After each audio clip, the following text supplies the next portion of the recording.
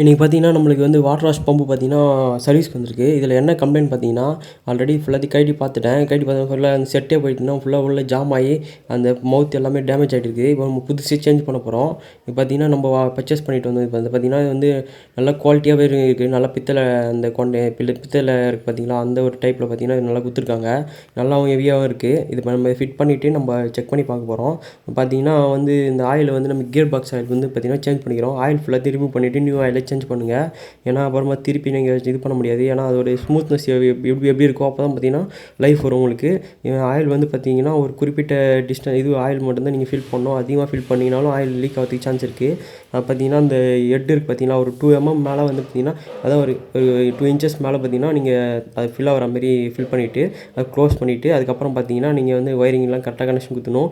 Pressure சுவிட்ச் பார்த்தீங்கன்னா wire வந்து கரெக்டாக கனெக்ஷன் கொடுக்கணும். நீங்கள் மாற்றி கொடுத்தீங்கன்னா ஒயரு வந்து பார்த்தீங்கன்னா மோட்ரு வந்து ஃபெயிலியர் ஆகிறதுக்கு சான்ஸ் இருக்குது. கரெக்டாக பார்த்து ப்ராப்பராக ஒயரிங் வந்து பண்ணிக்கோங்க.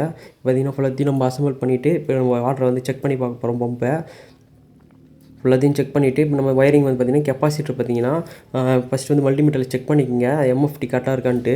ஏன்னா கெப்பாசிட்டர் கம்மியாக இருந்தாலும் பார்த்திங்கன்னா மோட்டரோடைய ஆர்பிஎம் வந்து கம்மியாக இருக்கும். அதனால் பார்த்திங்கன்னா ப்ரெஷர் வந்து அந்தளவுக்கு கிடைக்காது. ஸோ அதனால் ஒயரிங்லாம் ஃபஸ்ட்டு ப்ராப்பராக பார்த்துக்குங்க. இந்த ப்ரெஷர் சுவிட்ச் பார்த்திங்கன்னா அதுதான் போய்ட்டு மோட்டர் வந்து ஆன் பண்ணுறது ஆஃப் பண்ணுறது. இப்போ ப்ரெஷர் ஃபுல்லாக ஆகிடுச்சுன்னா அதை கட் ஆஃப் பண்ணணும். இப்போ ஆன் பண்ணி நம்ம செக் பண்ணிடலாம் மோட்டரை.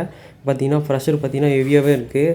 நம்ம புது பம்பு எப்படி வருமோ அதே கண்டிஷனில் இருக்குது. ஏன்னா இப்போ நம்ம வந்து பிஸ்டன் செட்டு புதுசாகவே மாற்றிட்டோம். அதனால் இது ஏன்னா ஸ்பேர் வந்து அந்தளவுக்கு கிடைக்காது. நீங்கள் ஏன்னா ஸ்பேர் ஏன்னா தெரிஞ்சிங்கன்னா எனக்கு கமெண்ட் பண்ணுங்கள், நான் உங்களுக்கு கான்டாக்ட் பண்ணுறேன்.